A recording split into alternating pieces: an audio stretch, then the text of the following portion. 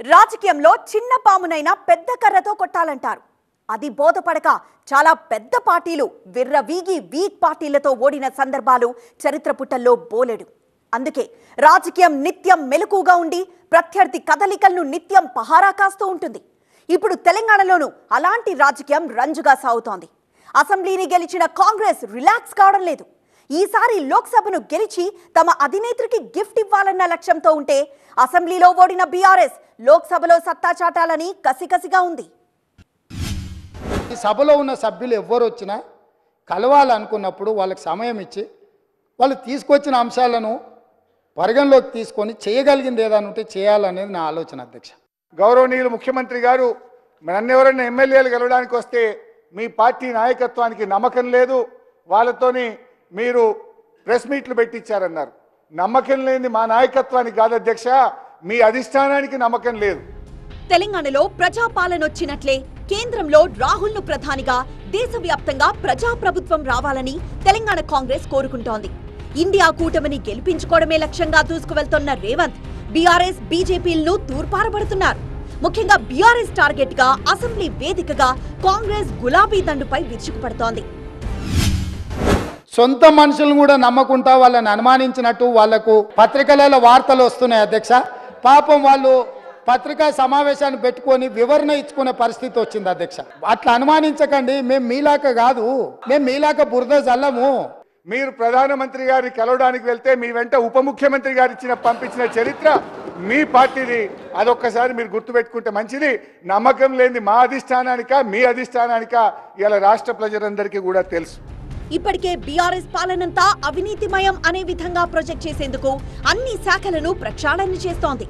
విద్యుత్ శాఖ, ఇరిగేషన్ శాఖలోని ముఖ్య అధికారులను ఇంటింటికి పంపి ఆ శాఖల్లో జరిగిన అవినీతి ఇది అని ప్రజల్లోకి విస్తృతంగా తీసుకువెళ్లాలని భావిస్తోంది. అందులో భాగంగానే కేఆర్ఎంబీ కృష్ణా జలాల అంశాన్ని మరింత ఫోకస్ చేస్తూ గులాబీ పాలనలో జరిగింది ఇది అంటూ విరుచుకుపడుతోంది. అలాగే ప్రజాస్వామ్యంలో రాచరికం ఉండకూడదని భావిస్తున్నామని ముఖ్యమంత్రి రేవంత్ రెడ్డి ప్రతి సందర్భంలో చెబుతూ వస్తున్న మాట ఇప్పుడు అసెంబ్లీ వేదికగా తాము తీసుకొస్తున్న మార్పులపై కూడా వివరించే ప్రయత్నం చేశారు. టీఎస్ ను టీజీగా ఎందుకు మార్చామో, తెలంగాణ తల్లి విగ్రహం రూపును ఎందుకు వ్యతిరేకిస్తున్నామో, జై జై హే తెలంగాణ పాటను రాష్ట్ర గీతంగా ఎందుకు చేయాల్సొచ్చిందో వివరించారు. అందరి ఆకాంక్షలకు విరుద్ధంగా గత ప్రభుత్వం తమ పార్టీ పేరు గుర్తొచ్చేలా టీఎస్ అని పెట్టుకుందని, ప్రజల ఆకాంక్షలకు అనుగుణంగా మేం రాష్ట్ర అక్షరాలను టీజీగా మార్చాలని నిర్ణయించామన్నారు. అలాగే రాష్ట్ర అధికారిక చిహ్నంలో రాచరిక ఆనవాళ్లున్నాయన్నది కాంగ్రెస్ చెబుతున్న మాట. తెలంగాణ తల్లి అంటే మనకు అమ్మ, అక్క, చెల్లె గుర్తుకు రావాలని, మన ఆడబిడ్డలు ఏనాడైనా కిరీటాలు పెట్టుకునున్నారా అంటూ ప్రశ్నించారు. తెలంగాణ తల్లంటే గడిలో ఉండే మహిళ కాదు, శ్రమజీవికి ప్రతీకగా ఉండాలన్నారు రేవంత్. అందశ్రీ జై జై హే గీతం తెలంగాణ ఉద్యమంలో అందరికీ స్ఫూర్తినిచ్చిందని, రాష్ట్రం వచ్చాక జై జై హే రాష్ట్రం గీతమవుతుందని అందరూ ఆశించారన్నారు. కానీ ఆ పాటను నిషేధించినంత పనిచేశారంటూ రేవంత్ రెడ్డి అసెంబ్లీ వేదికగా విరుచుకుపడ్డారు. ఈ గొప్పతనం ఒక దళిత బిడ్డకు, ఈ గొప్పతనం ఆనాడు ఉద్యమాన్ని ఉవ్వెత్తున ముందుకు నడిపించిన ఒక ఉద్యమకారుడికి ఇవ్వకూడదన్న ఆలోచనతో, కుట్రతో నాటి పాలకులు జయ జయ తెలంగాణ గానాన్ని, గీతాన్ని తెలంగాణలో వినిపించకుండా నిషేధించినంత పనిచేసింది. అధ్యక్ష, అందుకే ఈరోజు ఆ ఉద్యమ స్ఫూర్తితో ప్రజల యొక్క ఆలోచనలకే అనుకూలంగా పరిపాలన అందించిన పార్టీగా జయ జయ తెలంగాణ గీతాన్ని రాష్ట్రీయ గీతంగా ఆమోదించినాం. మరోవైపు అసెంబ్లీ సాక్షిగా గ్రూప్ 1 ఉద్యోగులకు శుభవార్త చెప్పారు సీఎం రేవంత్. వయోపరిమితిని 46 ఏళ్లకు పెంచి త్వరలోనే గ్రూప్ 1 నిర్వహిస్తామని ప్రకటించారు. కొన్ని నిబంధనల వల్ల టీఎస్పీఎస్సీ ప్రక్షాళన ఆలస్యమైందన్న సీఎం రేవంత్ త్వరలోనే పోలీసు శాఖలో 15,000 ఉద్యోగ నియామకాలు చేపడతామని, యూనివర్సిటీల్లో ఖాళీలను త్వరలోనే భర్తీ చేస్తామన్నారు. 15,000 పోలీసు ఉద్యోగ నియామకాలు చేపట్టి మా చిత్తశుద్ధిని నిరూపించుకున్న బాధ్యత మా మంత్రివర్గం తీసుకున్నది. వాళ్ళు అరిసి గోలబెట్టిన, చొక్కాలు చించుకున్న 15 రోజుల్లో వాళ్ళు అడ్డం పడ్డా సరే 15,000 నియామకాలు పోలీసులను చేపట్టి నిరుద్యోగ యువకులను ఆదుకునే బాధ్యత మేము తీసుకుంటాం. అధ్యక్ష, ఈరోజు గ్రూప్ 1 పరీక్షలకు మా ప్రభుత్వం క్లియరెన్స్ ఇచ్చింది. తొందరలోనే నోటిఫికేషన్ ఇచ్చి వీళ్ళ వల్ల వయసు మీద పడ్డ వాళ్లకు 46 సంవత్సరాల వరకు ఉద్యోగ అప్లికేషన్ పెట్టుకోవడానికి అర్హత కల్పించి వయసుకు కూడా మినహాయింపునిచ్చి మా ప్రభుత్వం నిరుద్యోగ యువకుల్ని ఆదుకోవాలన్న ఆలోచనతోని మేము ముందుకు వచ్చినాం అధ్యక్ష. గత ఎంపీ ఎలక్షన్లలో కాంగ్రెస్ 3 స్థానాలను గెలుచుకుంది. అయితే ఇప్పుడు పరిస్థితులు మారాయి. రాష్ట్రంలో కాంగ్రెస్ పార్టీ అధికారంలోకి వచ్చింది. ఇప్పుడు 64 మంది ఎమ్మెల్యేల బలం కాంగ్రెస్ కుంది. అందుకే 17 సీట్లలో 12 నుంచి 14 ఎంపీ సీట్లను గెలుచుకోవాలని కాంగ్రెస్ నేతలు టార్గెట్ ఫిక్స్ చేసుకున్నారు. గ్రౌండ్ లెవెల్లోనూ పార్టీ బలోపేతంపై దృష్టి పెట్టారు. ఇప్పటికే 10 మున్సిపాలిటీల్లో బీఆర్ఎస్ కు షాక్ ఇచ్చారు. మరో 18 మున్సిపాలిటీల్లోనూ అదే సీన్ రిపీట్ అయ్యే ఛాన్స్ కనిపిస్తోందన్న విశ్లేషణలు వస్తున్నాయి. ఓవైపు 6 గ్యారంటీలను అస్త్రంగా భావిస్తోన్న హస్తం పార్టీ వాటి అమలు దిశగా వ్యూహాలు రచిస్తోంది. ఇప్పటికే ప్రజల నుంచి దరఖాస్తులు స్వీకరించిన ప్రభుత్వం డేటా ఎంట్రీ ప్రక్రియ ముగియగానే అమలుపై ఫోకస్ పెట్టనుంది. ఇప్పటికే ఆర్టీసీ బస్సులో ఉచిత ప్రయాణంతో పాటు ఆరోగ్యశ్రీ పరిమితి 10 లక్షలకు పెంపు హామీలు అమల్లోకొచ్చాయి. ఇక 500 రూపాయలకే సిలిండర్ పథకాన్ని అమలు చేయనున్నారు.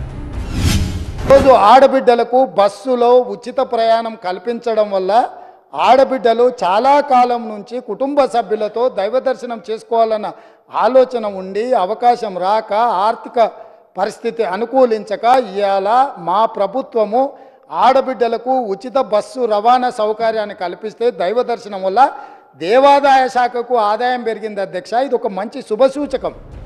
మరోవైపు పలు చోట్ల బీఆర్ఎస్ కౌన్సిలర్లు జెడ్పీటీసీలు పార్టీకి రాజీనామా చేసి కాంగ్రెస్ గూటికి చేరుతున్నారు. దీంతో లోక్సభ ఎన్నికలకు ముందే కాంగ్రెస్ పార్టీ మరింత బలోపేతమయ్యే సూచనలు కనిపిస్తున్నాయి. అవిశ్వాస తీర్మానాలతో రాష్ట్ర వ్యాప్తంగా అంటే 8 ఉమ్మడి జిల్లాల్లోని మొత్తం 28 మున్సిపాలిటీల్లో ఆదిలాబాద్లో 4, మెదక్లో 2, నల్గొండలో 3, నిజామాబాద్లో 1 చోట అవిశ్వాసం నెగ్గింది. దీంతో ఈ 10 మున్సిపాలిటీలు ఇప్పటికే కాంగ్రెస్ ఖాతాలో చేరాయి. ఇంకొన్ని మున్సిపాలిటీలు కాంగ్రెస్ ఖాతాలో పడ్డాయి. ఇలా అధికారంలోకి వచ్చినప్పటి నుంచి కాంగ్రెస్ పార్టీ దూకుడు కొనసాగిస్తోంది. అయితే అత్యంత బలహీనంగా ఉన్న హైదరాబాద్ నగరంలో పార్టీ బలోపేతానికి పీసీసీ నడుం బిగించింది. ఇందులో భాగంగానే బీఆర్ఎస్ లో అసంతృప్తిగా ఉన్న జీహెచ్ఎంసీ మాజీ డిప్యూటీ మేయర్ బాబా ఫసీయుద్దీన్ ను కాంగ్రెస్ లో చేర్చుకున్నారు. రేవంత్ రెడ్డి సన్నిహితుడైన ఓ నేత ఇతర పార్టీలకు చెందిన వారితో చర్చలు జరుపుతున్నట్లు తెలుస్తోంది. వారం రోజుల్లో బీఆర్ఎస్, బీజేపీకి చెందిన దాదాపు 20 మంది కార్పొరేటర్లు హస్తం గూటికి చేరేందుకు సిద్ధంగా ఉన్నట్లు తెలుస్తోంది.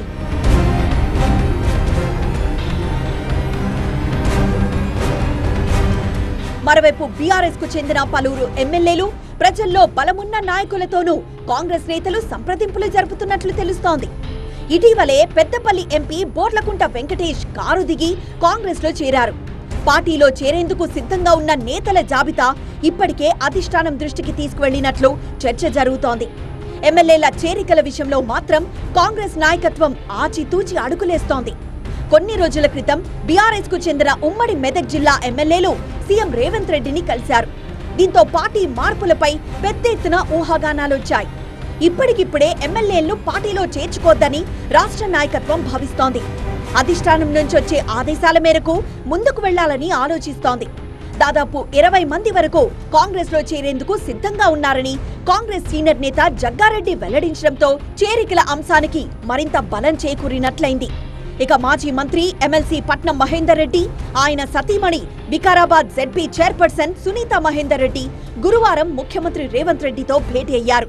మంత్రి దామోదర రాజనరసింహ, రోహిన్ రెడ్డితో కలిసి సీఎంను కలిసిన గులాబీ పార్టీ నేతలు చేవెళ్ల లోక్సభ టికెట్ ఇస్తే కాంగ్రెస్ లో చేరేందుకు సుముఖత వ్యక్తం చేసినట్లు తెలుస్తోంది.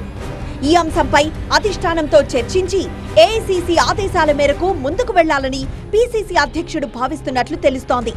పార్లమెంట్ ఎన్నికల సన్నాహాల వేళ కాంగ్రెస్ లోకి మొదలైన చేరికల ప్రవాహం పెద్ద ఎత్తున ఉండే అవకాశం ఉన్నట్లు ఆ పార్టీ వర్గాల్లో జోరుగా సాగుతోంది. అసెంబ్లీ, ప్రచార సభలు, మీడియా సమావేశాలు ఇలా ఏదైనా కానీ కాంగ్రెస్ బీఆర్ఎస్ నే టార్గెట్ చేస్తూ ఉంటే ఇటు బీఆర్ఎస్ కూడా హస్తంను అతలాకుతలం చేసేందుకు స్కెచ్ వేస్తోంది. సింహం 2 అడుగులు వెనకడిగేసిందంటే వేటాడేందుకు సిద్ధంగా ఉన్నామని అర్థం. ఇప్పుడు మా కేసీఆర్ సింహంలా దూకకపోతున్నారంటూ గులాబీ దండు సింహనాదం చేస్తోంది. గల్లీలో ఓడినా ఢిల్లీ కూసాలు కదిలేలా లోక్సభతో మళ్లీ తమ సత్తా చాటాలని సరికొత్త వ్యూహాలతో సిద్ధమవుతోందట.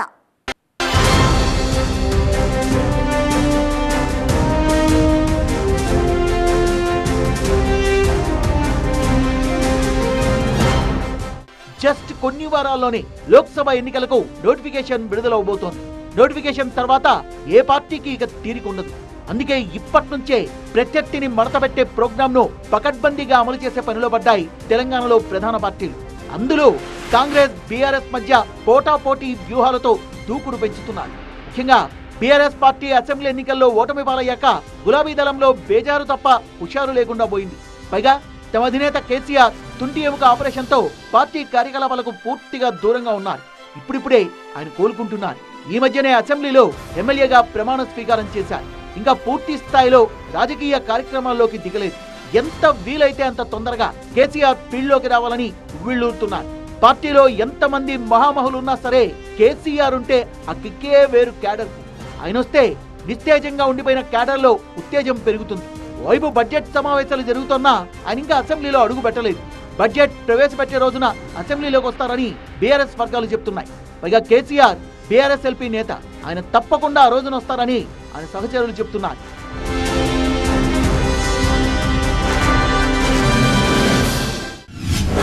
మీరు చెప్పినటువంటి నీతి వాక్యాలను మీరు పాటిస్తే బాగుంటుంది. ఉద్యోగాల విషయంలో మీరు అడ్డంగా అబద్ధాలు ఆడారు. ఉద్యోగాల విషయంలో కేసీఆర్ గారిని బద్నాం చేసే ప్రయత్నం చేసిండ్రు. ఇప్పుడు మీరు వేసినటువంటి టీఎస్పీఎస్సీ నిజంగా మీకు చిత్తశుద్ధి ఉంటే, నిజంగా మీకు అవినీతి మరక అంటొద్దని మీరు అనుకుంటే తక్షణమే మహేందర్ రెడ్డి గారిని తీసేసి ఎంక్వైరీ వేయండి. అవినీతి జరిగింది వాస్తవమా కాదా ప్రజలకు తెలియజేయండి. రెండవది, కేసీఆర్ గారు వేసినటువంటి ఉద్యోగాలు మేమిచ్చినట్టుగా చెప్పుకుంటా ఉన్నారు. దాన్ని మేము తీవ్రంగా ఖండిస్తా ఉన్నాం. మీరు ఇప్పటి వరకు ఇచ్చిన 60 ఉద్యోగాలే, ఇంకా కొత్తగా ఏం ఉద్యోగాలు ఇస్తారో, డిసెంబర్ వరకు ఏం ఉద్యోగాలు ఇస్తారో తెలియజేయవలసిందిగా కోరుతా ఉన్నాం. ఇప్పటికే అధికార పార్టీని ఇరుకున పెట్టేందుకు బీఆర్ఎస్ సామధాన దండోపాయాల్ని ప్రయోగిస్తోంది. ముఖ్యంగా కాంగ్రెస్ 6 గ్యారెంటీలపై గులాబీ దండు దండయాత్ర మొదలు పెట్టేశారు. 6 గ్యారెంటీల అమలుపై హస్తంను ముప్పు తిప్పలు పెట్టే పనిలో ఉన్నారు.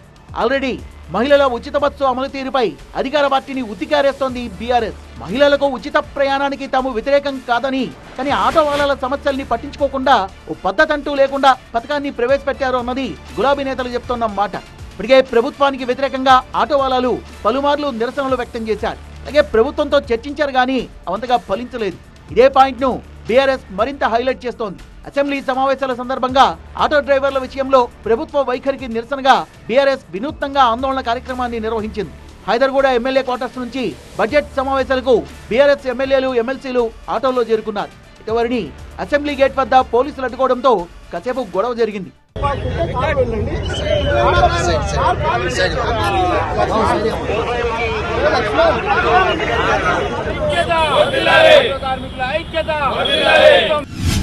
ఫ్రీ బస్సు మంచిదే, కానీ ఆడబిడ్డలకు కూసునేందుకు జాగా కూడా ఉండాలి కదా. బస్సులు పెంచాలి, బస్సులు లేని ఊర్లకు బస్సులు పెట్టాలి, బ్రహ్మాండంగా నడిపేయాలి, కొత్త బస్సులు పెట్టాలి, కండిషన్లు ఉన్న బస్సులు పెట్టాలి. 50 మంది ఎక్కే బస్సులో 150 మందిని ఎక్కించుడు, ఆగమాగం చేసుడు, ఒకల మీద ఒకరు పడేటట్టు, ఒకల మీద ఒకరు కొట్లాడుకునేటట్టు, ఇదేం దరిద్రమైన కథ. ఆలోచన చేయాలని చెప్పి నేను విజ్ఞప్తి చేస్తా ఉన్నా. ఈ రోజు ఇక్కడికి వస్తున్నప్పుడు నాకు ఇప్పుడే వార్త వచ్చింది, 16వ ఆటో డ్రైవర్ ఆత్మహత్య చేసుకున్నాడు. ఇప్పటికి 15 మంది, ఇయాలతో కలిపితే 16 మంది ఆటో డ్రైవర్లు ఆత్మహత్య చేసుకున్నారు ఈ పథకం వచ్చిన తర్వాత. 200 యూనిట్ల ఉచిత విద్యుత్ పైన ఇంతవరకు కాంగ్రెస్ ప్రభుత్వం క్లారిటీ ఇవ్వలేదని, అద్దె ఇళ్లలో ఉన్న వారి పరిస్థితి ఏంటని ప్రశ్నిస్తోంది. వైపు బీఆర్ఎస్ ఎమ్మెల్సీలను రేవంత్ కించపరిచారంటూ అసెంబ్లీలో నిరసనలతో ఓరెత్తించారు. ముఖ్యమంత్రికి వ్యతిరేకంగా నినాదాలు చేశారు. రేవంత్ రెడ్డి వెంటనే కౌన్సిల్ సభ్యులకు క్షమాపణలు చెప్పాలని, అప్పటి వరకు మండలిని నిర్వహించొద్దని బీఆర్ఎస్ సభ్యులు డిమాండ్ చేయడంతో సభలో గందరగోళం ఏర్పడింది. బీఆర్ఎస్ ఎమ్మెల్సీల నిరసన తప్పుపట్టిన కాంగ్రెస్ ఆ పార్టీ చేసిన ఫిర్యాదును ప్రివిలేజ్ కమిటీకి పంపారని, పెద్దల సభలో ఓపికండాలని సూచించింది. అయినా బీఆర్ఎస్ సభ్యులు కౌన్సిల్ పోడియాన్ని చుట్టుముట్టి సభా కార్యక్రమాల్ని అడ్డుకున్నారు.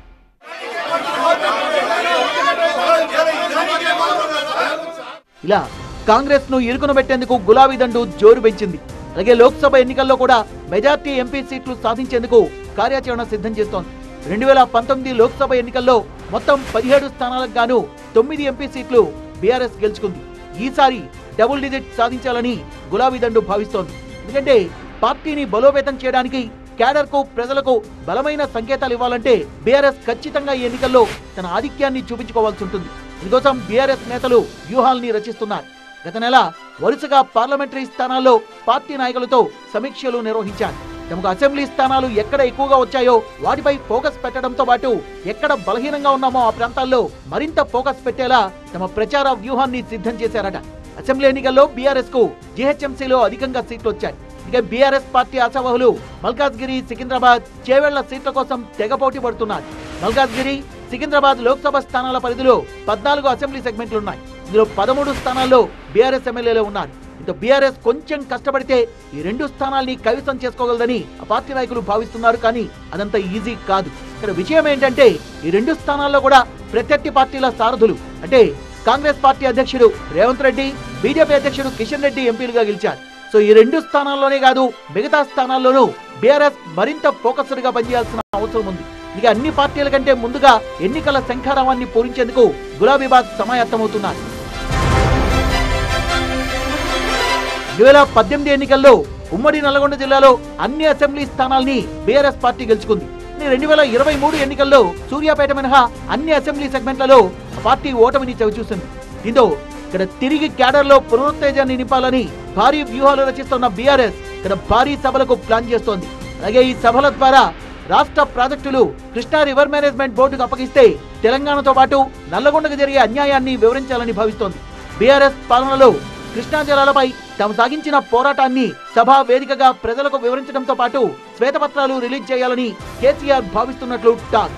అలాగే విభజన చట్టంలోని అంశాలతో పాటు నీటి వాటాలపై బీఆర్ఎస్ కొట్లాడిన తీరును వివరించి ప్రజల్లో చైతన్యం కల్పించాలని చూస్తోంది. సాగర్ ఎడమ కాలువకు నీటి విడుదల, తాగునీటి కోసం ఏర్పడే ఇబ్బందుల్ని కేసీఆర్ ప్రస్తావించే అవకాశం ఉంది. దీనిపై రైతులు, ప్రజల్ని చైతన్యం చేయాలని భావిస్తున్నారు గులాబీబాద్.